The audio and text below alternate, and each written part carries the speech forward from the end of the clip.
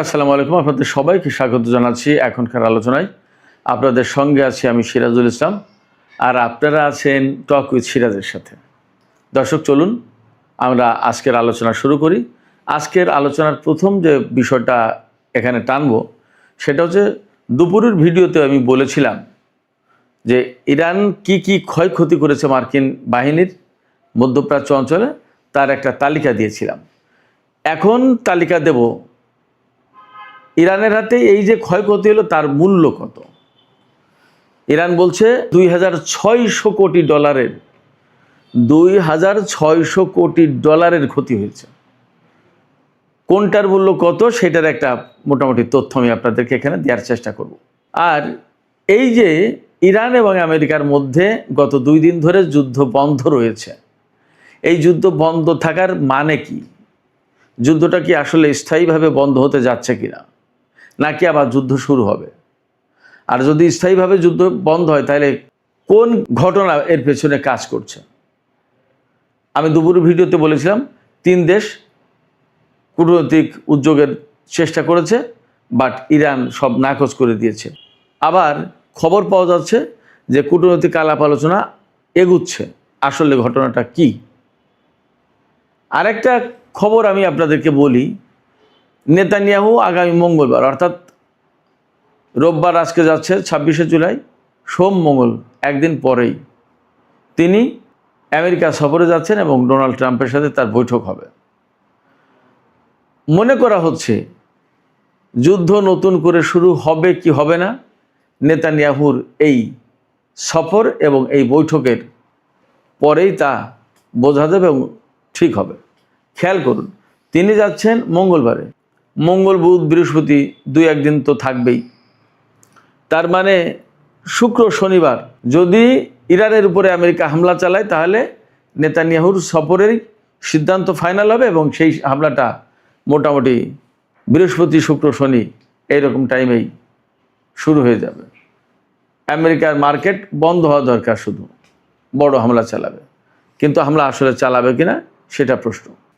এদিকে ইরান বলছে তাদের ক্ষেপণাস্ত্রে এমন ওয়ারহেড বসানো আছে যে ওয়ারহেড বসানোর কারণে তাদের এই ক্ষেপণাস্ত্রকে এখন বড় কোনো প্রযুক্তি শনাক্ত করতে পারবে না এবং আটকাতে পারবে না। তার মানে কি? তার মানে এখন ইরানের ক্ষেপণাস্ত্র আরও বেশি অপ্রতিরোধ্য হয়ে গেল। তার নমুনা সম্ভবত আমরা জর্দান, কুয়েত, বাহরাইন বিভিন্ন জায়গায় দেখলাম গত কিছুদিন। আরেকটি খবর আছে, সৌদি আরব থেকে নাকি 500 মার্কিন সেনা সৌদি সরকারকে না বলেই চলে গেছে। এটা নাকি বলছি, একদম কনফার্ম খবর না, সামাজিক মাধ্যমে আমি খবরটা দেখলাম। এই খবরের সত্যতা নিয়ে এখনও আমি শিওর না, বাট খবরটা দেখেছি তাই আমি আপনাদেরকে শুধু জানালাম। সর্বশেষ আর একটা বিষয় নিয়ে আমি আজকের ভিডিওতে আলোচনা করব, সেটা হচ্ছে ইউক্রেন ইরানের একটি জাহাজে হামলা করেছে, আপনারা জানেন, কাস্পিয়ান সাগরে। ইউক্রেন কেন ইরানের এই জাহাজে হামলা করলো এবং এ ব্যাপারে ইরান কি ভাবছে, কি বলছে? যুদ্ধ কি তাহলে ইউক্রেন রাশিয়া এই পর্যায়ে চলে যাবে? ইরানের এই যুদ্ধ, তার মানে যুদ্ধ কি আরও ছড়িয়ে পড়ছে এবং এই যুদ্ধ আসলে বিস্তৃত হয়ে কত দূর যাবে, এ প্রশ্ন কিন্তু আসছে। আর একই সাথে জানিয়ে রাখি, তেলের দাম কিন্তু $100 উপরে ব্যারেল প্রতি। এখন যুদ্ধের যে পরিস্থিতি তাতে মনে হচ্ছে বাবাল মানদেব প্রণালী থেকে সুদূর কাস্পিয়ান সাগর, বিরাট বিশাল অঞ্চলে কি যুদ্ধ ছড়িয়ে পড়ছে বা ছড়িয়ে পড়লো। সুপ্রিয় দর্শক, চলুন আমরা বিস্তারিত আলোচনা করি। আর তার আগে বলে রাখি, ভিডিও যদি ভালো লাগে তাহলে লাইক কমেন্ট শেয়ার করবেন এবং চ্যানেলটি সাবস্ক্রাইব করে সাথেই থাকবেন। দর্শক, চলুন আমরা বিস্তারিত আলোচনা করি। প্রথম যে আলোচনা করতে চেয়েছিলাম সেটি হচ্ছে এই যে আজকে দুপুরে ভিডিওতে বলেছিলাম যে আমেরিকার কি ক্ষয়ক্ষতি করেছে, তাই ইরানের সামরিক বাহিনী IRGC একদম প্রকাশ্যে বলেছে এবং এটা বিশ্বের বিভিন্ন গণমাধ্যমে এখন আছে। ইন্ডিয়ার কোনো নেই, কোনো অবস্কিউর নেই, কোনো অস্পষ্টতা নেই এবং পাশ্চাত্যের গণমাধ্যমের কথা বলছেও। খোদ আমেরিকার গণমাধ্যমগুলোই বলছে যে আমেরিকার অস্ত্র ভান্ডার বড় সংকটের মুখে পড়ার কারণে আমেরিকা এই যুদ্ধ আপাতত স্থগিত রেখেছে। জানি না এই যুদ্ধ আসলে আপাতত স্থগিত রাখার প্রশ্ন, নাকি আরও বড় হামলা করতে চায় তার জন্য সামগ্রিক একটা প্রস্তুতি। কথা কিন্তু সব রকমেরই আছে। যাই হোক না কেন, বড় হামলা করলেও ইরানকে মোকাবেলা করতে হবে, যুদ্ধ যদি আমেরিকা না করে তাহলেও ইরানকে তার মতো করে আগাতে হবে। যদি বড় হামলা করতে যায় তাহলে তার জন্য তো ইরান প্রস্তুত আছে, সে কথা বলেছে। ইরানের সামরিক বাহিনীর যে মুখপাত্র ব্রিগেডিয়ার জেনারেল আকরাম মিনিয়া, তিনি আজকে বলেছেন ইরানের সামনে এখন 3টা পথ। এই যে যুদ্ধ বন্ধ করলো, এখন কি করবে আসলে তারা 3টা কাজের যে কোনোটা করতে পারে। একটা হচ্ছে বড় হামলা চালানো ইরানের উপরে, অথবা যুদ্ধ থেকে পালিয়ে যাওয়া বন্ধ করা, অথবা ইরানের বিরুদ্ধে স্থল অভিযান চালাতে সেনা পাঠানো। জেনারেল আকরাম মিনিয়া বলেছেন যে আমেরিকা যেটা করুক তার জন্য ইরান প্রস্তুত আছে। যে 2 দিন আমেরিকা যুদ্ধ বন্ধ রেখেছে, হয়তো ইরানও সেই 2 দিন বন্ধ রেখেছে এই কারণে তারও তো একটু গুছিয়ে নেওয়ার, তারও প্রস্তুতির প্রয়োজন আছে। ভেতরে ভেতরে কী হচ্ছে সেগুলো বোঝার চেষ্টা দরকার আছে। এপাশে ইরাকে কিন্তু ইরান ঠিকই হামলা চালিয়েছে। ইরাকের এরবিল এলাকায় মার্কিন যে সমস্ত স্থাপনা, যে সমস্ত অস্ত্র মোতায়েন ছিল বা যে সমস্ত ঘাঁটি, ওখানে প্রচুর গোয়েন্দা ঘাঁটি এবং প্রশিক্ষণ কেন্দ্র অনেক কিছু আছে।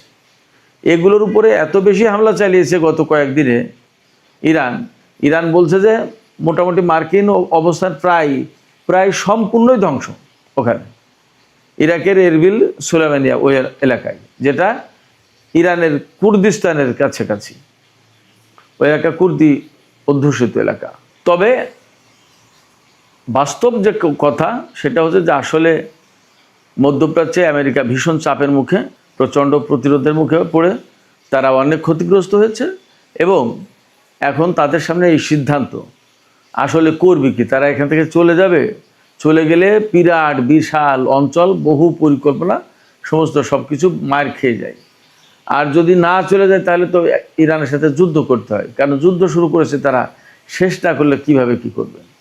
আবার যদি বড় যুদ্ধ করতে যায় তাহলে ইরান তা মোকাবেলা করবে।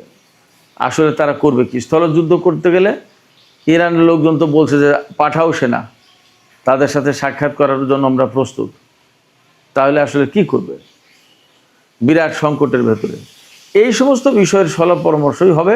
নেতানিয়াহু যাচ্ছেন মঙ্গলবার আমেরিকায়, এই বৈঠকে এই সমস্ত বিষয়ের সিদ্ধান্ত হবে এবং অনেকে আশঙ্কা করছেন যে নেতানিয়াহু গিয়ে ডোনাল্ড ট্রাম্পকে আবার এভাবেই পরামর্শ দেবেন, এইভাবেই তিনি চাপ সৃষ্টি করবেন যে আমেরিকা যাতে আবার ইরানের বিরুদ্ধে যুদ্ধ শুরু করে। এবং যেহেতু তিনি মঙ্গলবার যাচ্ছেন, আমি আগেই বলেছি, বুধ বৃহস্পতি এরপরেই শুক্রবার মার্কিন বা পাশ্চাত্যের মার্কেটগুলো বন্ধ।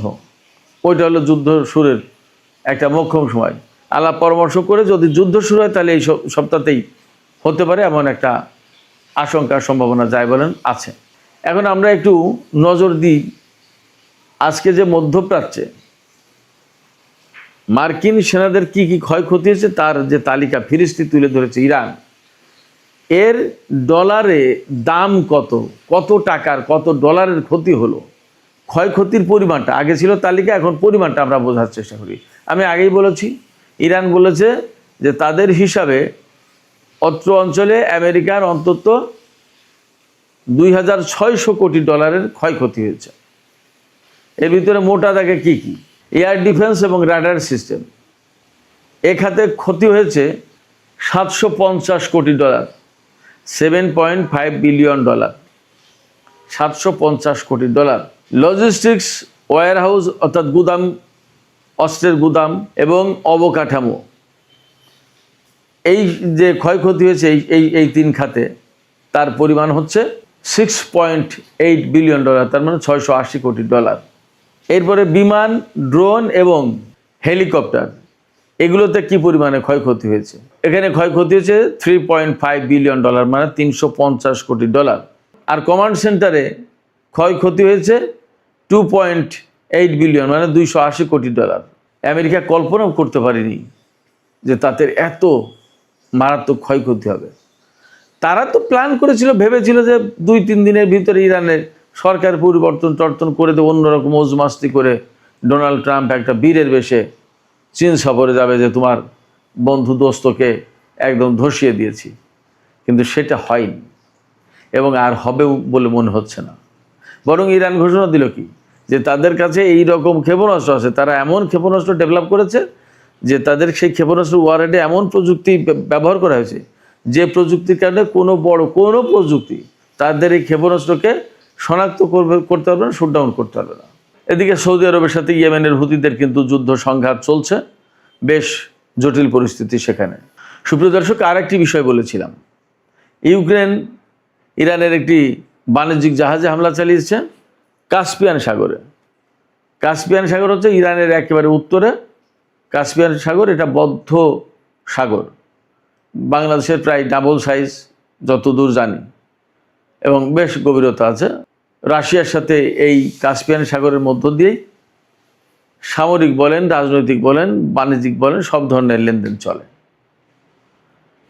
ইউক্রেন যে জাহাজে হামলা চালিয়েছে, ইরান বলছে আমাদের বাণিজ্যিক জাহাজ, আর ইউক্রেন বলছে যে ইরান থেকে রাশিয়াতে ক্ষেপণাস্ত্র বা ড্রোন পাঠানো হয়, এই রকম একটা ড্রোন বা ক্ষেপণাস্ত্রবাহী জাহাজে হামলা চালিয়েছে তারা।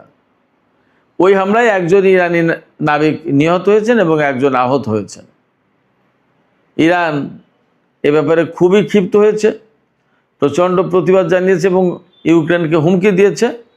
আর ইরানে নিযুক্ত ইউক্রেনের যে রাষ্ট্রদূত তাকে তলব করেছে, তাকে শাসিয়েছে, তাকে বকাবকি করেছে বা গরম নজরে তার দিকে তাকিয়ে কথা বলেছে ইরান।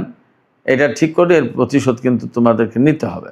তো ইরান কড়া হুঁশিয়ারি উচ্চারণ করে বলেছে যে ইউক্রেন এই যে হামলা চালালো ইরানের জাহাজে, এটা বিনা জবাবে, বিনা শাস্তিতে ইউক্রেন পার পাবে না।